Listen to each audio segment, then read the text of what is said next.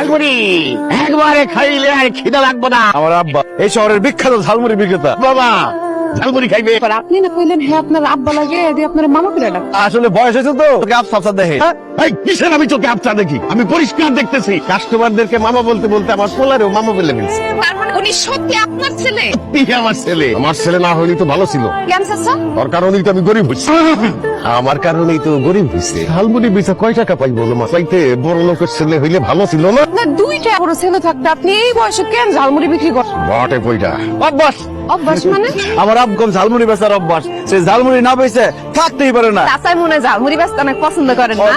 তোমারে কইছে আমি মোটেই পছন্দ করি না। আমি তো একজনের জন্য চাপে পড়া ঝালমুড়ি বেচতেছি। সে একজনটা কে চাচা? পেট মা পেট না শুনলে তো জীবন চলে না। তোমরা ওদিকে গিয়ে গল্প করো, আমার কাস্টমার আসতেছে না। চলো। চাচার হাতের ঝালমুড়ি খেয়ে যাবো না? আমার ঝালমুড়ি খুব পছন্দ, আমার একটা ঝাল বেশি দিয়ে বানায় দেন। কি ব্যাপার চুপ করে দাঁড়িয়ে আছো কেন? ঝালমুড়ি বানাতে বলছো, ঝালমুড়ি বানাও। এই আমি তো ঝালমুড়ি বানাতে পারি না। আপনি ঝালমুড়ি বেচেন, ঝালমুড়ি বানাতে পারেন না? ঝালমুড়ি ঠিকই বানাতে পারে। সে কি আমরা টাকা দেবো না ঝালমুড়ি খেয়ে? তুমি বলে কি পারবো না? আমরা ঠিকই টাকা দিব, তারপরও তাই বানাও।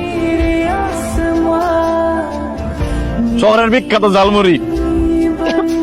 চাচা এটা শহরের বিখ্যাত ঝালমুড়ি, খাওয়া হয়ে যাইতেছে না। খাওয়া যাচ্ছে না, কিসের ঝালমুড়ি বানাইছো? 42 বছর ধরে কি করছো ঝালমুড়ি বানাইছো তুমি? তোর 1 টাকাও দেবো না। আপনি না কইলে চাচা এত বছর ধরে ঝালমুড়ি বেচছে, এই আর ঝালমুড়ি খাওয়া তো মনেই হয় নাই। আসলে পুরুষ মানুষের মন ঝগড়াঝাটি হলে কি আর ঠিক থাকে? রাত্রে আম্মায় তুমুল ঝগড়া করছে। ঝগড়ার পরে আমার আব্বার মনটা খুব খারাপ। মনটা খারাপ বলেই ঝালমুড়ি বানাইছে খারাপ করে। চাচারে দেখে তো মনে হয়েছে আর মন খারাপ না, মেজাজ খারাপ। মন আর মেজাজ এক, দুইটাই তো মদ দিয়ে তৈরি। আমার আব্বার সাথে তো তোমার দেখা করে দিল। আমরা বিয়ে করতেছি কবে? বিয়ার সিদ্ধান্ত নেওয়ার আগে তো আপনার আম্মার সাথে কথা বলা দরকার। আম্মা কি করে? আব্বার সাথে ঝগড়া করে? ঝগড়াঝাটি না, আরে এটা তো পেশা হতে পারে না, মানে কাজ হিসেবে কি করে? কাজের বুয়া। আপনার আমার সাথে একটু দেখা করাই দিবে? তার সাথে দেখা করে তুমি কি করবা? আর সাথে দেখা না করে আমি সিদ্ধান্ত কিভাবে নিব? বিয়ের পরে তো আপনার থেকে বেশি সময় আমি আম্মার সাথে থাকবো। তারও তো একটা পছন্দ অপছন্দের ব্যাপার। সে যদি আমার পছন্দ করে তারপরে আমি বিয়ের সিদ্ধান্ত নিব। আমার আম্মাই তো মানুষের বাসায় বাসায় কাজ করে, আমার বাসায় থাকে। তুমি কেমন দেখা করবা? যেখানে কাজ করো ওইখানেই যাব। বিয়ের সিদ্ধান্ত তো দেখা করাবেন না?